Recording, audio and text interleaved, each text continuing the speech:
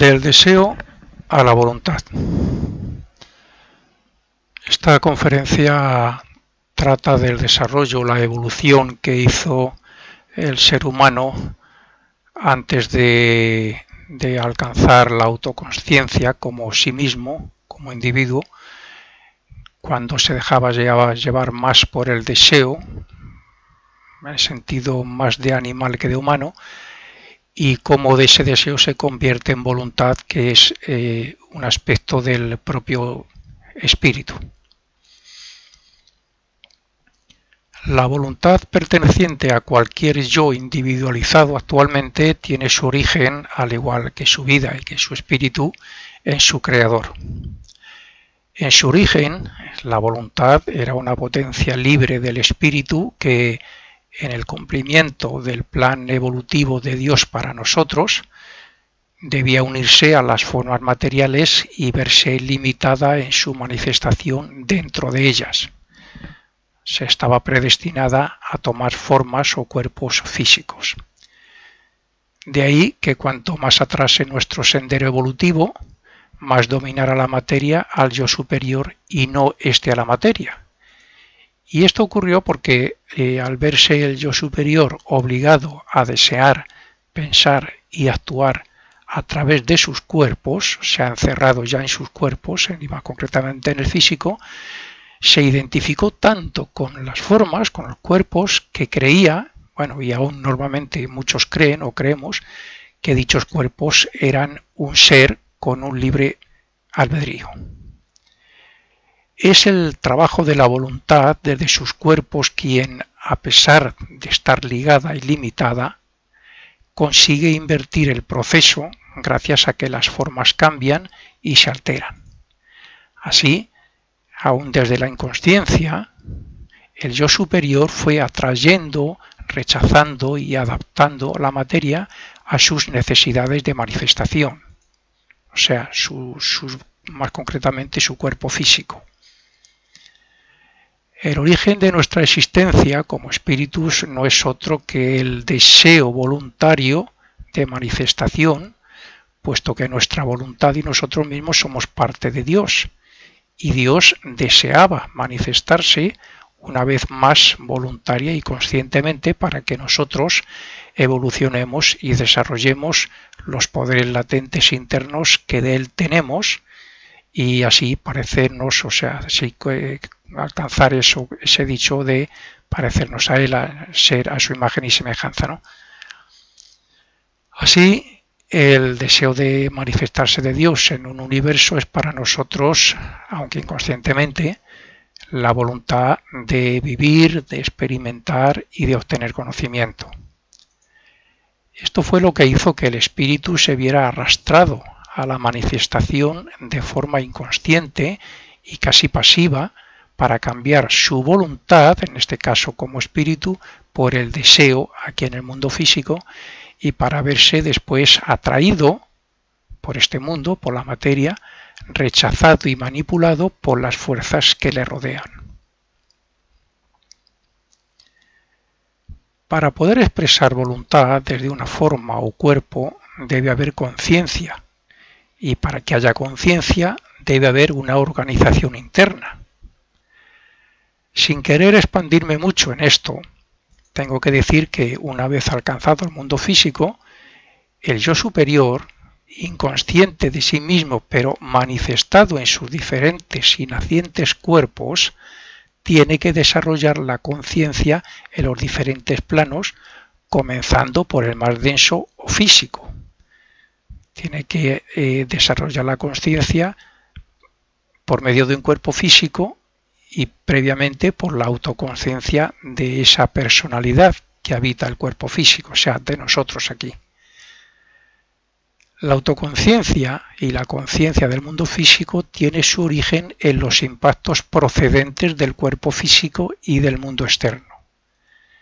Esto fue lo que en aquella época hizo prestar atención al ego naciente hasta conectar dicho cuerpo con el sistema nervioso simpático, lo que a su vez, y puesto que la conciencia ya actuaba sobre el cuerpo físico, aceleró la evolución propia. la evolución de ese ser. La conciencia es anterior a la autoconciencia y la evolución de la conciencia en el plano emocional, en el plano de donde pertenece nuestro cuerpo de deseos, pues va a la par con la evolución de la autoconciencia, que es donde se manifiesta la voluntad. En las primeras razas, es el origen de la voluntad en el hombre, las primeras razas, la lemúrica y la atlante, los hombres eran mucho más conscientes en sentido interno, vamos a llamar emocional incluso, que externo o físico, debido a que las ondas procedentes de los contactos astrales del cuerpo de deseos conmovían los centros sensoriales de este cuerpo y los centros simpáticos del cuerpo físico.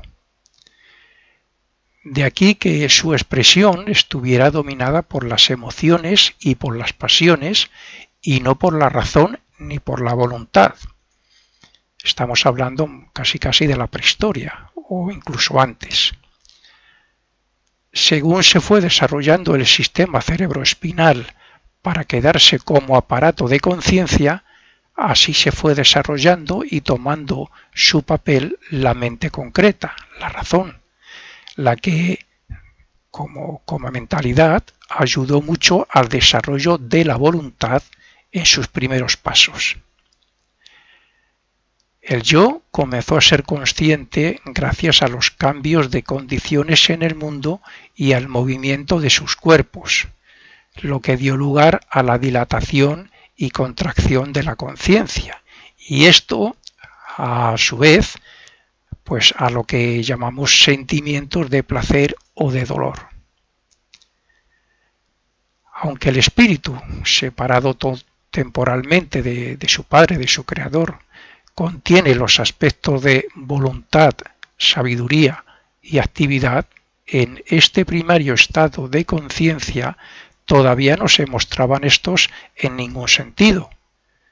Sin embargo, el deseo fue tomando el papel de la voluntad del espíritu que iba desapareciendo según se iba tomando conciencia aquí en el mundo físico. Y es el deseo quien iba tomando fuerza. Es a partir de ese estado donde comenzamos a experimentar las sensaciones de placer y de dolor, por la atracción y repulsión de lo que nos rodeaba, como he dicho antes, creo, pues es entonces por lo que se desarrollaría la conciencia y cómo la memoria de todo esto, o sea, los recuerdos de objetos y hechos atractivos o repulsivos que causaban placer o dolor, pues todo esto crearía el germen de la mente o pensamientos que nos llevarían a una actividad cada vez más racional. Cuando las vibraciones de los impactos del mundo externo alcanzaban al cuerpo físico, producían ciertas respuestas a modo de estremecimientos, lo que a la larga se convirtió en un acto de conciencia, la conciencia del cambio de lo que ocurría en el exterior. Es decir, los cambios que originaban los sentimientos despertaban en la conciencia la diferenciación entre fuera y dentro. Y aunque lo primero que se percibía era lo externo, de este surgía lo interno como opuesto o como respuesta incluso. Esto dio pie a la toma de conciencia de los contactos entre aquellos individuos mismos. Recordemos que teníamos más la conciencia interna que externa, y estos impactos de nuestra relación con los demás, no siendo todavía perfectamente autoconscientes de nosotros, despertaba la conciencia interna, la despertaba hacia afuera, por estos contactos con esos individuos o hermanos. Es decir, entre el yo y los demás. Estos hechos, junto a la percepción de que los cambios se producen dentro y que las cosas están fuera, fuera, fueron los que facilitaron la autoconciencia.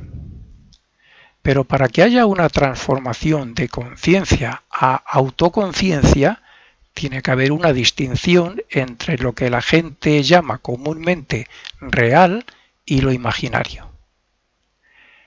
En aquellos seres, lo que producían cambios de conciencia eran los simples contactos con las cosas, pero esto no significa que las reconocieran.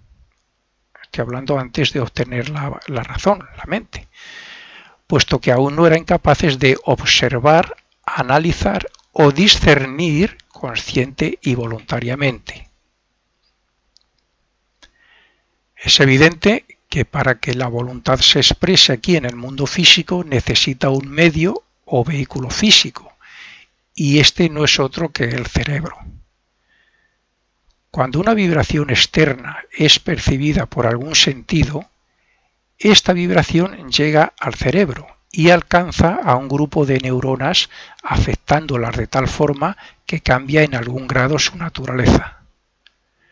En aquella época, la huella dejada por las vibraciones era retenida por ser algo nuevo y era considerada como una posibilidad de vibrar de nuevo sin necesidad de estímulo hacia el grupo celular.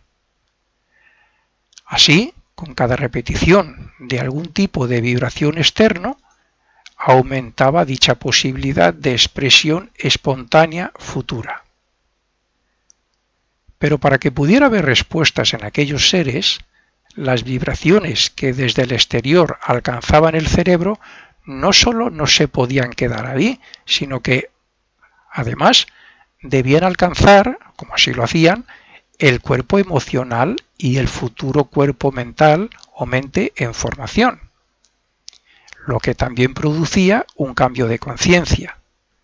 O sea, los estímulos no solamente llegaban al cerebro, sino que también alcanzaban el cuerpo de deseos y a ese germen de la mente que ya teníamos, que después se ha desarrollado en lo que hoy llamamos mente o razón. Este cambio de conciencia interno, a su vez, reaccionaba sobre la misma parte del cerebro, constituyendo así la memoria del objeto u hecho causante de las vibraciones. De esta forma podemos comprender cómo en aquellos seres se fue formando la memoria, que a su vez fue la base para que comenzaran a responder impulsivamente al principio y voluntariamente después, todo gracias a los impactos vibracionales que les llegaba desde el exterior. Todo esto, como es obvio, sucedía gracias a los cambios de conciencia que se iban produciendo y que facilitaban cierta expresión de los yoes por medio de la memoria. Resumiendo esto último, diré que las corrientes vibracionales repetitivas de los impactos externos que alcanzaban el cerebro y los cuerpos superiores, o sea, por medio de una inducción, determinaron la percepción, mientras que la salida de dichas vibraciones como respuesta del yo formaron el recuerdo o memoria. Es el desarrollo de la autoconciencia lo que distancia, engrandece y hace cada vez más real al mundo externo, a la vez que nos separamos de él con un sentimiento de yo soy. Por un lado, nos íbamos haciendo conscientes del mundo físico, pero a la misma vez nos separábamos en sentido de que nos veíamos como individuos, que nosotros ya no éramos ese mundo físico, sino una parte que estaba en él. La autoconciencia y la voluntad siguen teniendo su centro en el cerebro, según el entendimiento de muchos. Sin embargo, no es así, porque el cuerpo físico es solamente un vehículo para el yo superior o ego. Si los primeros humanos diferenciaban los objetos de lo imaginario o irreal, creyendo que los objetos eran reales, el ser humano de hoy sigue identificándose entre sí mismo y lo físico, entre sus pensamientos y lo que aparenta ser el mundo físico. De aquí que el hombre se haya identificado con él y diga que el mundo es real y objetivo. El día que seamos autoconscientes en el mundo emocional, en el mundo de deseos, puesto que ahora solo somos conscientes de su existencia, nos ocurrirá lo mismo. Quiero decir que ahora somos conscientes de que tenemos emociones, deseos y sentimientos y nada más, pero que en un futuro seremos capaces de diferenciar, o sea, seremos conscientes entre los deseos y sentimientos que originemos nosotros mismos y los que se produzcan por otros contactos, con la diferencia de que la voluntad será mucho más poderosa, al igual que hoy lo es de lo que era en los primeros humanos. Nuestro estado de conciencia actual es de vigilia, puesto que respecto al mundo de deseos y al mental, solo somos capaces de sentir cambios en la conciencia. No somos autoconscientes en ellos, pero sí estamos utilizando la voluntad para evolucionar hacia esos estados que ahora llamamos subjetivos, siendo, sin embargo, más objetivos que el mundo físico. Los mundos superiores son más objetivos, son más reales desde el punto de vista de nuestro espíritu, de nuestro yo superior, que lo son para nosotros.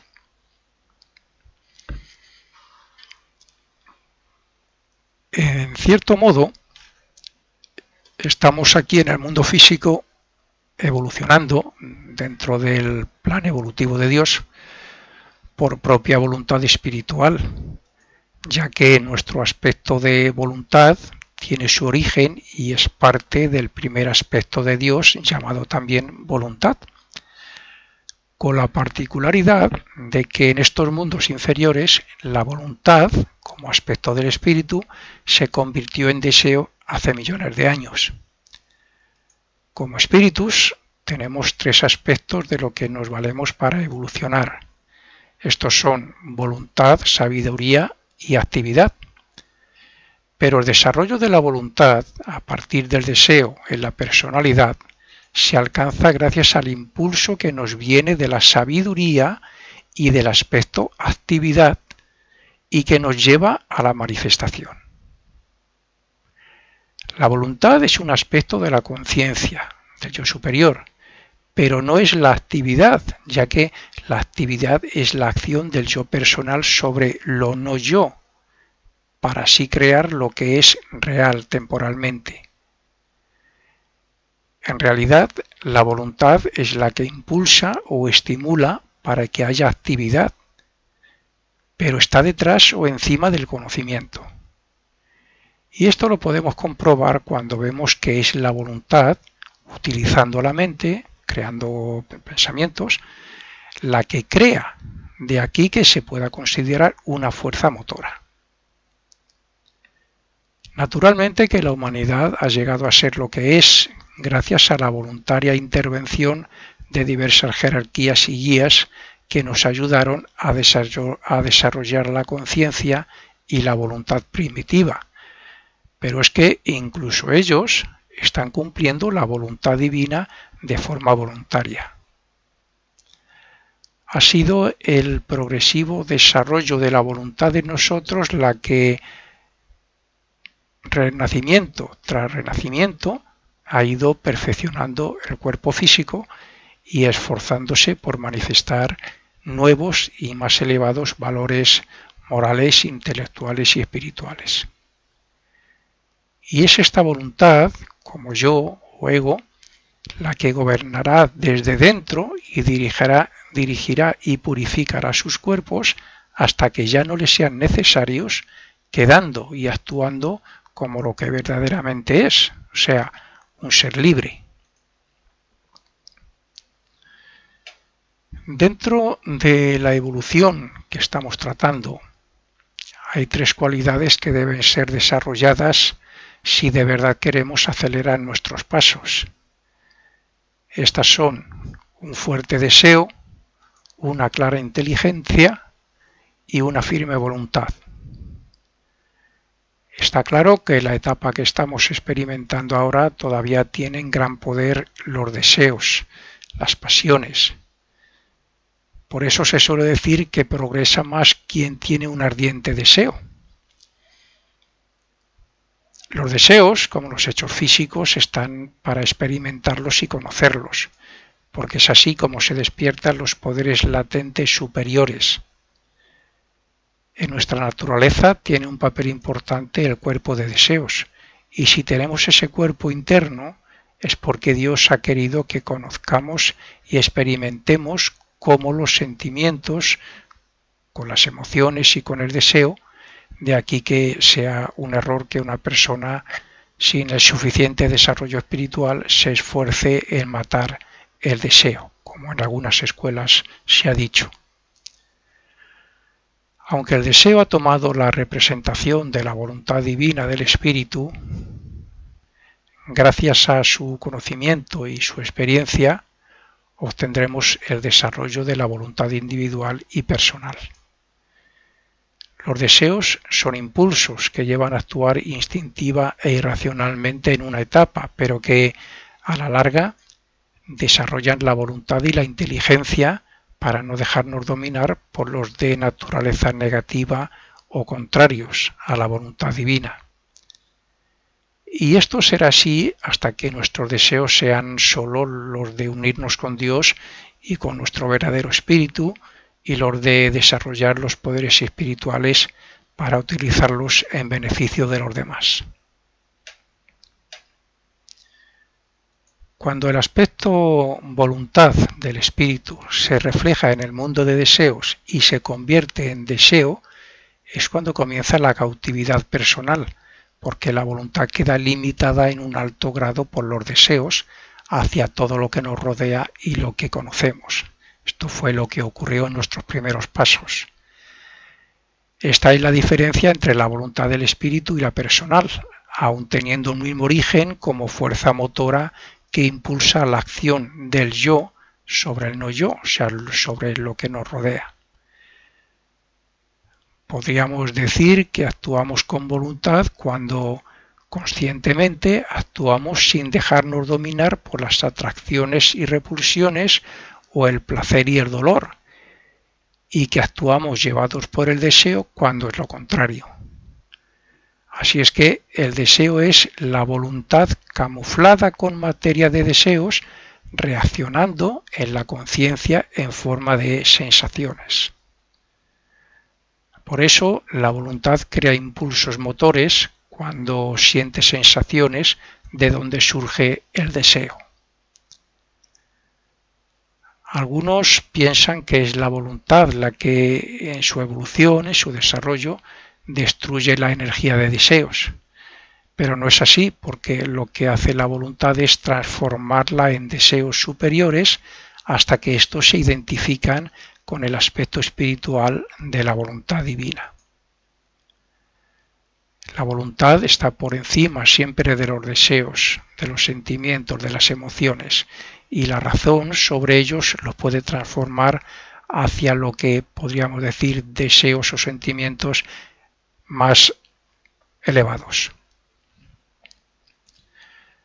Todas las reprimendas y amonestaciones que la conciencia nos hace en forma de consejos contra los recuerdos dolorosos del pasado se consideran fuerzas espirituales a disposición de la voluntad del ego.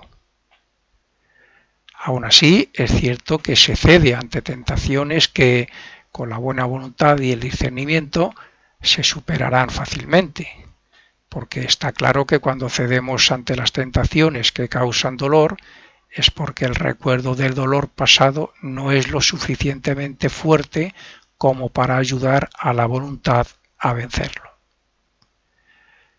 De aquí que sea necesario repetir esa misma superación de las tentaciones varias veces más hasta que se convierta en fuerza espiritual. Algunos solemos decir que intentamos hacer el bien, pero que tropezamos con el mal y por eso se considera más mal que bien a las tentaciones. Pero si nos fijamos bien, todo termina evolucionando hacia el bien. Es cierto que la débil voluntad se ve dominada por el deseo, pero también lo es que cuando el aspirante espiritual lucha con persistente voluntad contra su naturaleza de deseos, construye un ideal que vence a cualquier negatividad. Naturalmente que esto se consigue gracias al desarrollo de la mente. Esto es, cuando el objeto de tentaciones atrae al deseo, la mente recuerda otros hechos similares con sus correspondientes dolores o sufrimientos para así cortar el deseo por medio de la razón. Es entonces cuando la voluntad puede transformar dicho deseo. Esta fue la gran guerra interna del pasado y sigue siendo una lucha actualmente para la mayoría de los aspirantes espirituales hasta que la voluntad y la persistencia venzan y transformen los deseos y las emociones negativas del cuerpo de deseos. Cuando la voluntad consciente utiliza correctamente a la mente, ésta utiliza la fuerza del deseo para transformar a los deseos contrarios al desarrollo espiritual. Así, desea y elige objetos que causen felicidad y paz en vez de los que causan dolor y conflicto. Se interesará por los placeres intelectuales y espirituales en vez de los que causan pasión y vicio, y así sucesivamente hasta que las atracciones y deseos superiores se impongan como hábito sobre los inferiores. Es la voluntad la que puede utilizar a la propia fuerza del deseo que esclaviza para liberarse y elevarse a los planos espirituales. Porque cuanto más se libera de los objetos de deseo, más se eleva el yo personal hacia el espíritu, hacia el verdadero yo. Cuanto más utiliza la voluntad personal a la mente para elevarse a los planos abstractos o de sabiduría, más se manifiesta la voluntad del espíritu y más libre es el hombre. Es necesario saber diferenciar el deseo de la voluntad para poder obtener más desarrollo, puesto que el deseo procede de la misma energía que la voluntad. La diferencia está en que el deseo, por lo general, está relacionado con un objeto u hecho externo, mientras que la voluntad procede del interior y es un poder del yo superior. La voluntad nos capacita para dirigir nuestra vida, para cambiar circunstancias, para transformar el carácter, etc. Pero eso no cambia, como ocurre con los deseos, ni siquiera por el hecho de renacer, porque está unida a la voluntad divina. Se pueden desarrollar y transformar los deseos por medio de la mente. Se puede desarrollar el intelecto estudiando y cultivando la atención, la observación, la concentración, etc. Pero todo ello sin voluntad no es nada. La voluntad se desarrolla poniéndola en práctica. Y como don especial de Dios en nosotros, hay que procurar que no esté oculta o actuando para satisfacer los deseos y placeres de la personalidad. Si de verdad queremos progresar espiritual e intelectualmente, debemos tener una voluntad firme para controlar la mente y dirigir los pensamientos hacia fines elevados. Sería incluso conveniente que se hicieran prácticas para desarrollar la voluntad, cumplir pequeñas promesas a diario respecto a la forma de hablar o de pensar, o respecto a obligarnos a meditar o a orar. Todas estas cosas siempre fortalecen la voluntad. Cuando intentamos hacer prácticas similares a estas, siempre surgen deseos contrarios que debilitan la voluntad. Pero si analizamos los resultados de los ejercicios o hechos que queremos hacer, la voluntad saldrá victoriosa. Incluso para transformar un deseo negativo es necesaria la fuerza de la voluntad, porque, primero, si es negativo, el solo hecho de pensar en cómo nos puede perjudicar su práctica o consumación ya debería hacer que no lo deseemos. Y segundo, si queremos desear algo que nos beneficie espiritualmente, solo debemos fijar la mente y la imaginación en todo lo que voluntariamente podemos alcanzar. Esto hace que ese deseo positivo sea cada vez más grande y más poderoso, y si recreamos y observamos sus posibles y buenos resultados en nosotros, la voluntad se encargará de que se cumpla. La voluntad se desarrolla llevando a la práctica y obteniendo resultados de todo aquello que nos proponemos, aunque en cierto modo no nos guste. La palabra voluntad se utiliza muchas veces para expresar deseo, y otras, y debido a su intensidad, se le llama querer. De aquí que la voluntad esté tan cerca del deseo. Pero es conveniente hacer algunas distinciones entre los diferentes aspectos de la voluntad. Podemos tener deseos y no tener voluntad de acción, pero no podemos abandonar una acción voluntaria sin un deseo. El deseo estimula la voluntad de tal manera que si estimulamos o restringimos el deseo, estamos dominando la voluntad. El deseo precede a la voluntad, bien sea consciente o involuntariamente, pero igualmente puede despertar el deseo a la voluntad como la voluntad al deseo.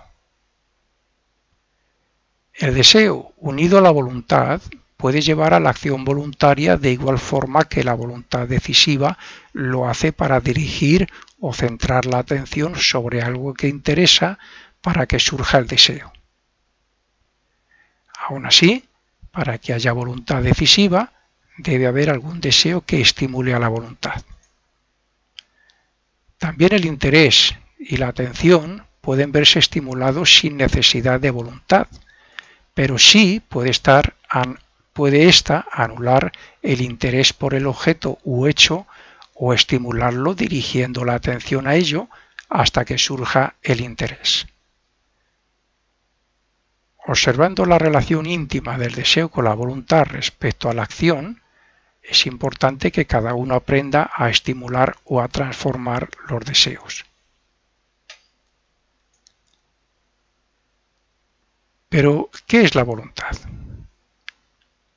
Por un lado, es el poder que las personas tenemos para escoger entre dos opciones de acción. Y por otro, podríamos decir que está íntimamente relacionada con la autoridad, el mandato, la determinación, la intención o la disposición. La voluntad tiene el poder de influir o dirigir a la mente para que actúe. De hecho, podemos razonar conscientemente gracias a la voluntad, y lo mismo ocurre respecto a las planificaciones e invenciones. A veces deseamos algo, pero comprendemos que no es posible obtenerlo. Entonces es cuando pretendemos alcanzarlo, pero sin fuerza o lucha. Es por tanto necesario que se ponga en actividad la voluntad y la persistencia si hiciera falta. La voluntad se relaciona con la acción, con la particularidad de que nunca estamos faltos de voluntad, siempre está a nuestra disposición. Incluso cuando en una emoción hay impulso para su manifestación, significa que hay voluntad en ella. Cualquier persona sabe que antes de pasar a la acción tiene que haber una decisión, excepto los casos impulsivos, por instinto o automáticos, que muchas veces dominan a las personas.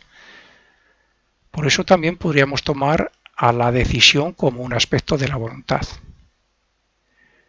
Cuando tenemos que seleccionar, admitir o rechazar, o determinar inteligentemente, entre otros hechos, para tomar una decisión, tenemos que hacer uso de la voluntad individual. Sin embargo, esto no es lo frecuente en las personas poco desarrolladas, ya que la voluntad se desarrolla casi a la par que la conciencia y que la razón, de la mente. Lo que ocurre con estas personas es que aún están muy dominadas por el cuerpo de deseos, y son los deseos y las emociones quienes impulsan a la acción casi automáticamente en vez de tomar una decisión razonada voluntariamente. Está claro que es la razón y el discernimiento los que juegan el papel más importante y a estos los utiliza la voluntad a la hora de decidir conscientemente, o los debería de utilizar la voluntad conscientemente. Es decir, cuando la voluntad siente que tiene que decidir es cuando recurre a la razón para discernir cuál es la decisión más correcta, o es al menos debería ser una de nuestras guías para nuestro deseo de espiritualizar nuestro carácter. Por otro lado, hay dos aspectos de la mente que también entran en juego a la hora de decidir, pero que en general no nos solemos dar cuenta de su papel. Estos son la imaginación y la memoria. Como hemos dicho, hay personas que a la hora de decidir no lo hacen siempre conscientemente, sino que lo hacen dejándose llevar por su deseo y de forma instintiva y automática.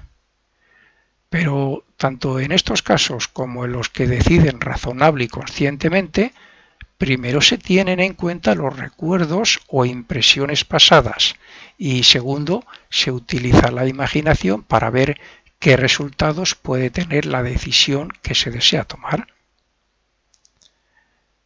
Si todo esto no pasara por el filtro de la conciencia y de la mente, de la razón, es fácil que se actuara según el impulso del deseo. En los casos de aspirantes espirituales, matemáticos y personas de fuerte voluntad, la atención es también muy importante en el momento de admitir, rechazar, decidir, etc., porque convierten la atención en concentración, y esto demuestra el poder de la persona sobre su vida y sobre su destino. Fin de la primera parte. De ahí que cuanto más atrase nuestro sendero evolutivo, más dominará la materia al yo superior y no éste a la materia. Y esto ocurrió porque al verse el yo superior obligado a desear, pensar y actuar a través de sus cuerpos, se ha encerrado ya en sus cuerpos, y más concretamente en el físico, se identificó tanto con las formas, con los cuerpos, que creía, bueno, y aún normalmente muchos creen o creemos, que dichos cuerpos eran un ser con un libre albedrío. Es el trabajo de la voluntad desde sus cuerpos quien, a pesar de estar ligada y limitada, consigue invertir el proceso gracias a que las formas cambian y se alteran. Así, aún desde la inconsciencia, el yo superior fue atrayendo, rechazando y adaptando la materia a sus necesidades de manifestación, o sea, más concretamente su cuerpo físico. El origen de nuestra existencia como espíritus no es otro que el deseo voluntario de conciencia, y para que haya conciencia debe haber una organización interna. Sin querer expandirme mucho en esto, tengo que decir que una vez alcanzado el mundo físico, el yo superior, inconsciente de sí mismo pero manifestado en sus diferentes y nacientes cuerpos, tiene que desarrollar la conciencia en los diferentes planos, comenzando por el más denso o físico. Tiene que desarrollar la conciencia por medio de un cuerpo físico y previamente por la autoconciencia de esa personalidad que habita el cuerpo físico, o sea, de nosotros aquí. La autoconciencia y la conciencia del mundo físico tiene su origen en los impactos procedentes del cuerpo físico y del mundo externo. Esto fue lo que en aquella época hizo prestar atención al ego naciente hasta conectar dicho cuerpo con el sistema nervioso simpático, lo que a su vez, y puesto que la conciencia ya actuaba sobre el cuerpo físico, aceleró la evolución propia. La evolución del deseo a la voluntad. Esta conferencia trata del desarrollo, la evolución que hizo el ser humano antes de alcanzar la autoconsciencia como sí mismo, como individuo, cuando se dejaba llevar más por el deseo, en el sentido más de animal que de humano, y cómo de ese deseo se convierte en voluntad, que es un aspecto del propio espíritu. La voluntad perteneciente a cualquier yo individualizado actualmente tiene su origen, al igual que su vida y que su espíritu, en su creador. En su origen, la voluntad era una potencia libre del espíritu que, en el cumplimiento del plan evolutivo de Dios para nosotros, debía unirse a las formas materiales y verse limitada en su manifestación dentro de ellas. Se estaba predestinada a tomar formas o cuerpos físicos. Manifestación, puesto que nuestra voluntad y nosotros mismos somos parte de Dios, y Dios deseaba manifestarse una vez más voluntaria y conscientemente para que nosotros evolucionemos y desarrollemos los poderes latentes internos que de Él tenemos, y así parecernos, o sea, así alcanzar ese dicho de parecernos a Él, a ser a su imagen y semejanza, ¿no? Así, el deseo de manifestarse de Dios en un universo es para nosotros, aunque inconscientemente, la voluntad de vivir, de experimentar y de obtener conocimiento.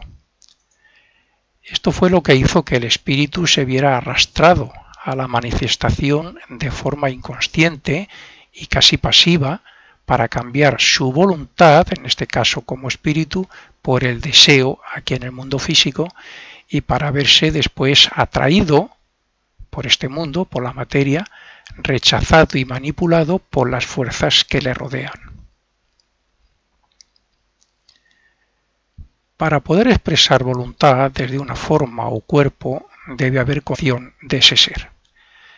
La conciencia es anterior a la autoconciencia, y la evolución de la conciencia en el plano emocional, en el plano de donde pertenece nuestro cuerpo de deseos, pues va a la par con la evolución de la autoconciencia, que es donde se manifiesta la voluntad.